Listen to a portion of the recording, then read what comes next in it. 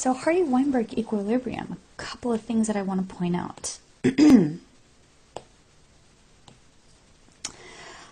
So evolution is going to be the sum total of genetically inherited changes in the individuals who are members of a population.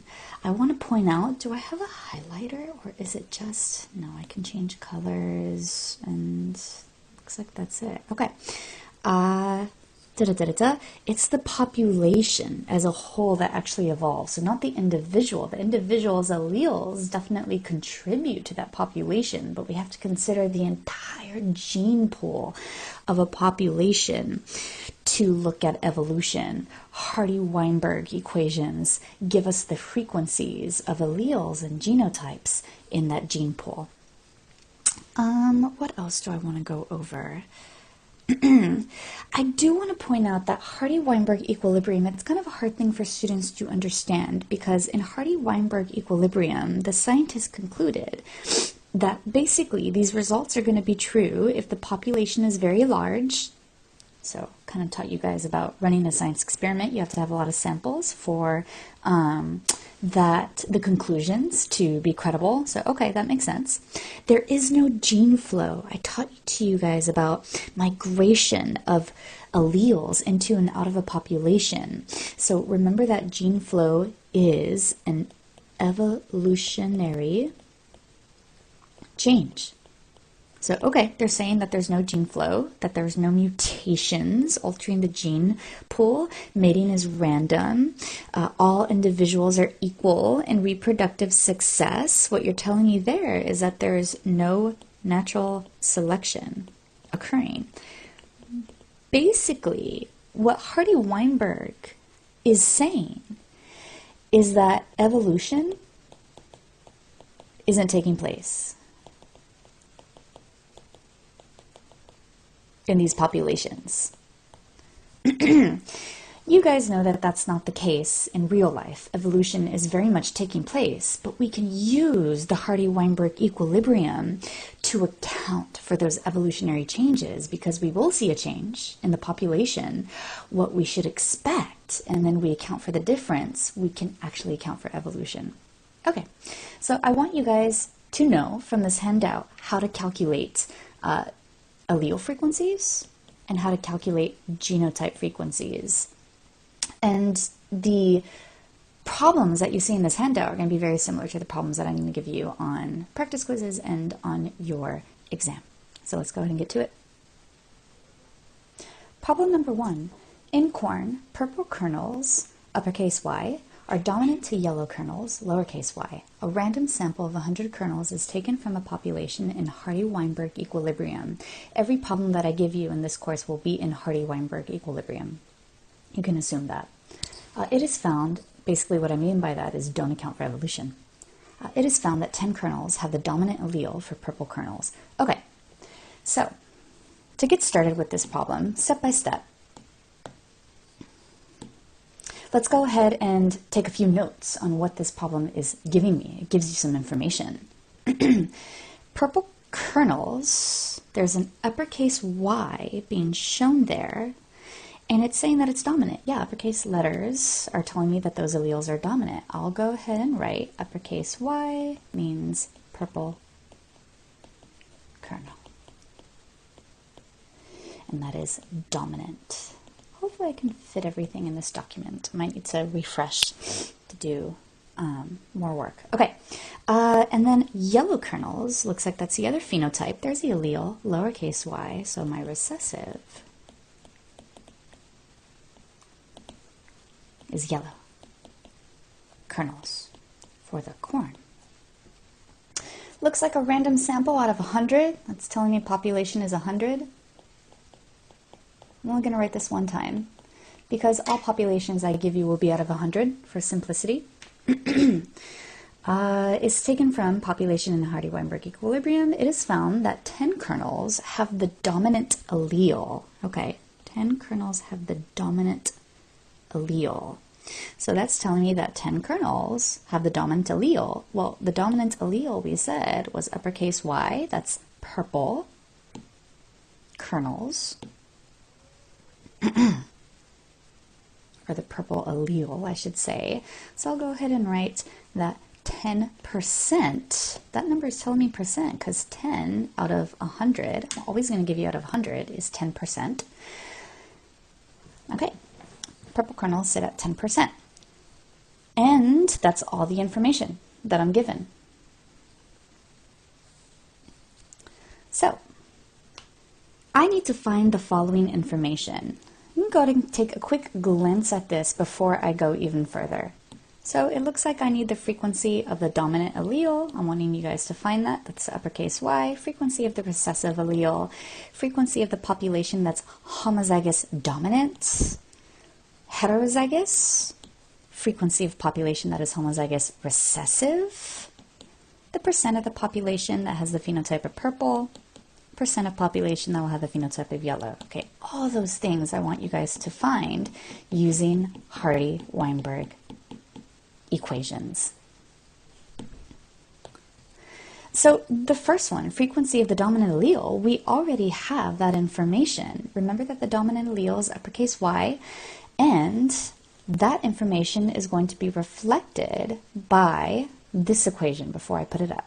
Let me put it in green. I'm going to go ahead and say that P plus Q equals 1. This is the Hardy-Weinberg equation for allele frequencies. Recall that the dominant allele from lecture, the dominant allele, is reflected by the letter P. The recessive allele is reflected by the letter Q in Hardy-Weinberg, and we always set those equal to 1. That is just how the equation is written. So we already have this information. I'm going to use another color here. The dominant allele looks like in the question was at 10%. 10%, I'm going to convert that to decimal. 10 divided by 100, it's going to be 0.1. Move the decimal over twice to get that. So the frequency is 0.1. That is going to be either the letter P or the letter Q. Since it's the dominant allele that I found, it's the letter P in Hardy-Weinberg. Let me lose another color here. Okay.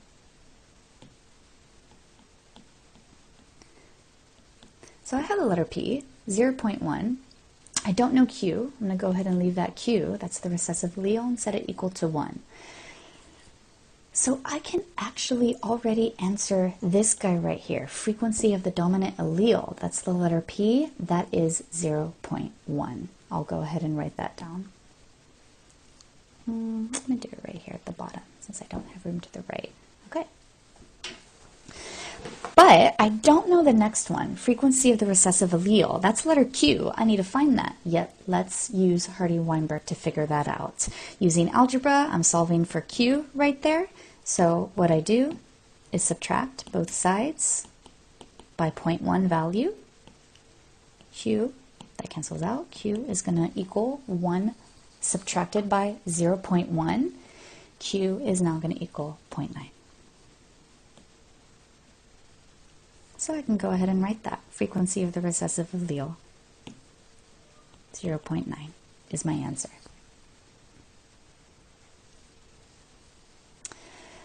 Okay, I'm going to go ahead and continue writing up here that recessive allele is 0.9 so that I can use that information. This is P over here, this is Q over here. Because the next 3 options, in fact, all the rest of the options are going to be used using Hardy-Weinberg, the second equation. We now need to look at genotype frequencies because I'm wanting to know in the next couple of problem sets the genotype frequencies, homozygous dominant, heterozygous, homozygous recessive. So that equation I just used won't tell me that. It told me allele frequencies. Let's use the other equation for genotype frequencies.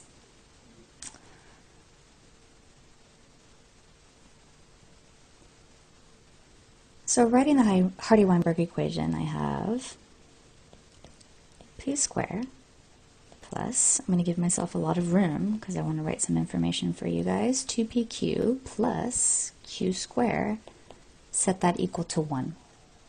This is the second Hardy-Weinberg equation I discussed with you guys that covers genotype frequencies. Let me go ahead and write down which each of those variables in that equation is accounting for. P squared. P squared is telling you guys homozygous dominant.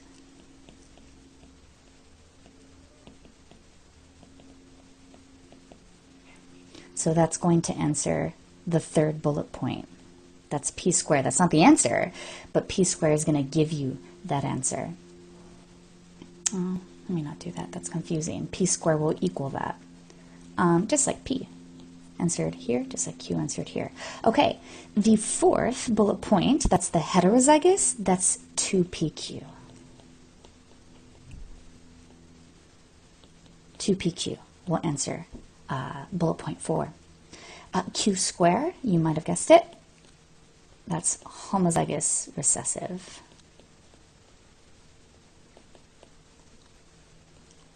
Q squared. Okay, and that's all set equal to 1. Remember, that is the Hardy-Weinberg equation, always equal to 1. Let's go ahead and solve. So, I don't have P squared exactly, but I do know P. I do have the P value. Remember that P equals 0.1, and you answer that in bullet point 1. So let me go ahead and run that. Whoops. 1 squared.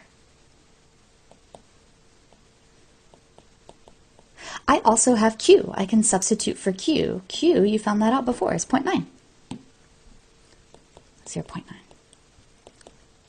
I'll also substitute in this part of the equation and set that equal to 1. Now, what you're going to do next is actually not solve for any variable. As you can see, there is no variable in your Hardy-Weinberg equation. You can actually work in parts to answer the next couple of bullet points. For instance, P squared is telling you homozygous dominant. All you have to do to answer bullet point 3, homozygous dominant genotype, is run P squared. So for this part, I'll do P squared equals 0.1 squared. Oh. What that means is to get the square root of both sides, get the square root of 0.1. 0.1 square root is going to equal P 0.01. That's going to be the answer for homozygous dominant in this part of Hardy-Weinberg. Let me actually not equal that to P because that's confusing. So I'll just set that equal to 0.01. That is the frequency for homozygous dominant. You have found the answer for bullet point 3. Let's do the next part of the Hardy-Weinberg equation. I'm going to go ahead and try and account for the heterozygous genotype. So that operation is 2 times, multiply that, I'll just leave in parentheses 0.1, and then multiply that by 0.9. That is going to give me the heterozygous genotype frequency. That is sitting at 0.18. That's bullet point 4. Before I continue on, I do want to point out that what this is telling you right here, what this is telling me is that the frequency of the population that is homozygous dominant will have both dominant alleles is pretty low. That's a 1% frequency of the population. 1% of that entire population is going to have that genotype. That's not a lot. If we look at the dominant allele, it was at a low frequency. So that makes sense that very low numbers in that population will be homozygous dominant. More members of that population will be heterozygous, have one of the dominant alleles, have one of the recessive alleles. 18%, in fact, of that population is going to have a heterozygous genotype. That makes sense, again, since we have such a high frequency for the recessive allele, low frequency for the dominant allele. Okay, just kind of going to theory on what we are expecting with our results. Continuing on, now we're going to find the last one, homozygous recessive. So that is going to be Q square equals 0.9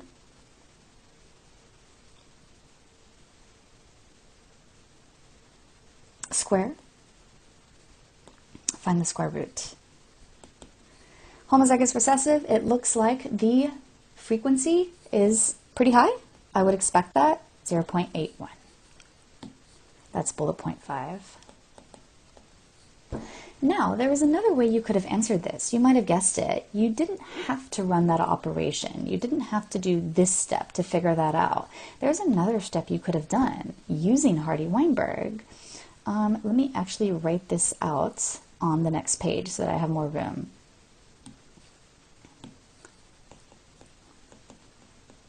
So if I write Hardy-Weinberg again, there are a couple different ways to answer these problems. I'm going to show you this other way that you could have done.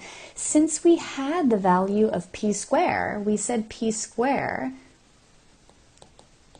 was 0.01. Okay, we also found the value of 2pq. That was sitting at 0.18. Great. Leaves q square alone, set that equal to 1, and we could actually find what q square is by subtracting the other values, since they're all equal to 1. That cancels. 1 minus 0.01 minus 0.18 equals the homozygous recessive genotype, 0.81. You can also use this idea to make sure that you did this correctly. Check your work. Add them all up. Homozygous dominant, 0.01 frequency. Heterozygous, 0.18 frequency. Homozygous recessive, 0.81 frequency. They should all equal 1 so that you can check your work. To answer the last bit, I'm wanting the percent of phenotypes. Well, we're going to use what you guys learned during Mendelian genetics to answer that question. So, percent of the population that will have the phenotype of purple kernels. Kind of thinking back, purple was the dominant allele. And so those individuals that are, let me write it in blue, homozygous dominant or heterozygous, well, I won't set it equal, that's confusing. We'll show you the percent population with the purple kernels. To answer the next one, percent population that will have the phenotype of yellow kernels, well, that's just going to be homozygous recessive. So let's do that operation, add them up. I'll go ahead and add up homozygous dominant and heterozygous, and that will give me 0.01 plus 0.18. That's 0.19. I want percent. Multiply by 100, 19% of the population will be purple. For the recessive phenotype, yellow, that is just simply going to be the homozygous recessive genotype frequency, 0.81. Oh, my dyslexia. So 0.81, multiply by 100, 81%. They should both add to 100%. Final answer.